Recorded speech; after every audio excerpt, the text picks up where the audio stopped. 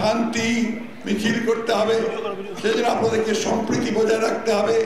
এবং আপনারা নিশ্চয়ই নির্দেশ পেয়েছেন 14 এবং 15 তারিখে আপনাদেরকে অবস্থান নিতে হবে, তাই না? সেই অবস্থান নেবেন সর্বশক্তি দিয়ে, কিন্তু কোন রকম কোন প্রভোকেশনের কাছে আপনারা আবার পা দেবেন না, তার ঝুঁক দেবেন না, তার চেষ্টা করবে প্রভোগ করার, আপনারা প্রভোগ করেন না। আপনারা দেখেছেন যে ইতিমধ্যেই শেখ হাসিনার বিরুদ্ধে খুনের মামলা হয়েছে, 2 জন গ্রেপ্তার হয়েছে, এবং এখন অতি অল্প সময়ের মধ্যে যারা খুন করেছে, খুনের সঙ্গে জড়িত, তারা সবাই গ্রেপ্তার হবে না আমরা বিশ্বাস করি। 15 আগস্টের ছুটি বাতিল করা হয়েছে।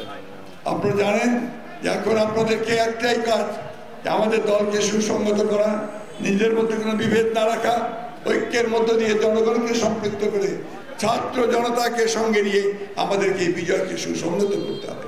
যে চক্রান্ত, সেই চক্রান্তকে ব্যর্থ করে দিতে হবে।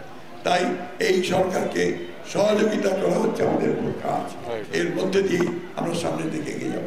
আপনাদের যারা এখানে নিহত হয়েছেন, নিহতদের প্রতি আমি আমার শ্রদ্ধা জানাচ্ছি, নিহতের প্রতি, আর যারা আহত হয়েছেন তাদের প্রতি সমবেদনা জানাচ্ছি। আমরা জানেন আমাদের দেশের তাকে তারা 6 বছর মিথ্যা মামলায় সাজা দিয়ে কারাগারে আটক করে রেখেছিল। আল্লাহর অশেষ রহমতে তিনি মুক্তি পেয়েছেন। আমাদের নেতা তারেক রহমানকে মিথ্যা মামলায় সাজা দিয়ে নির্বাসিত করা হয়েছে। হাজার হাজার নেতা কর্মী, আপনারা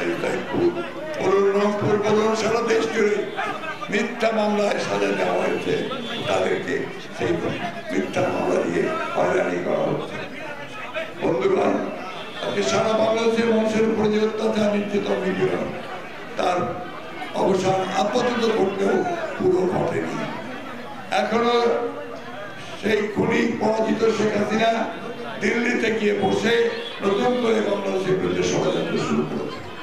এখন সেই সাম্প্রদায়িক সম্প্রীতি বিনষ্ট হচ্ছে, এই ধোয়া তুলে বিভিন্ন রকম গল্প ফেটে তারা সেটাকে আন্তর্জাতিকভাবে বাংলাদেশকে ছোট